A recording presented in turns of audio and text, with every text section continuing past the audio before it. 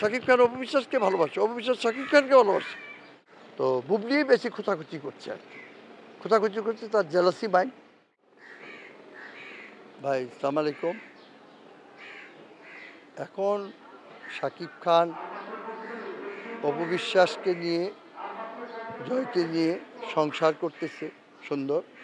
এর মধ্যে বুবলির যে ছেলেটা, মানে শাকিব খানের ছেলে, ছোট ছেলে বীর, বীরের দায়িত্ব সে নিয়েছে এবং বীরকে সে মেনে নিয়েছে, কিন্তু বুবলিকে সে মেনে নেয়নি। যে ডিভোর্স করেছে, তারপর তাকে বিয়েও করেনি। অপু বিশ্বাসকে তো ডিভোর্স করে পরবর্তী বিয়ে করেছে, সংসারও করছে। তাদের মধ্যে সুন্দর একটা মিল মিশ আল্লাহ নিয়ে ঈদও করছে একসাথে, ঈদ যাপন করছে, আনন্দ করছে একসাথে সব কিছু। তো বুবলি বেশি খোঁচাখুচি করছে আর কি, খোঁচাখুচি করছে তার জেলাসি মাইন্ড, জেলাসির জন্য খোঁচাখুচি করছে এই অপু বিশ্বাসকে দেখে। কিন্তু আর অপু বিশ্বাসকে তো ভালোবাসে, শাকিব খান অপু বিশ্বাসকে ভালোবাসে, অপু বিশ্বাস শাকিব খানকে ভালোবাসে। তাদের ভালোবাসার মধ্যেই তাদের বিয়ের সৃষ্টি হয়েছে। এখন তুমি একটা ঘটনা ঘটায় বসছো, ঘটাইবার আগে তোমার চিন্তা করা উচিত ছিল যে আমি এটা কী করতেছি। বৈজ্ঞানিক উপায়ে কোনো কিছুই তো বন্দোবস্ত করলো না, তাহলে তো আজকে বীরের জন্ম হইতো না। সেগুলো খেয়াল করলো না কেন? খেয়াল যখন করে নাই, নিজের পায়ে নিজে কুড়াল মারছো, এখন তুমি সারা জীবন ভস্তাও। বীরের দায়িত্ব নেবে সাকিব, এটা নিয়ে তোমার চিন্তা করতে হবে, যেহেতু বীর তার প্রশ্নবোধকভাবে আসছে।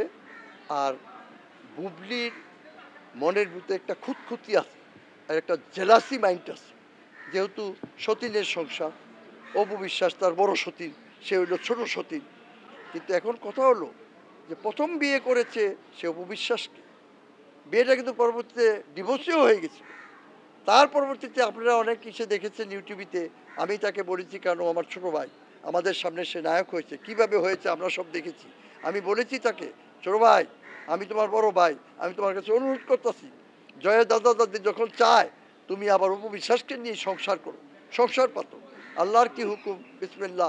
এক ঈদের আগে তারা আবার বিয়ে করলো, বিয়ে করে সেই ঈদ যাপনের মধ্যে আনন্দ ভর্তি করে তারা থাকতে থাকলো।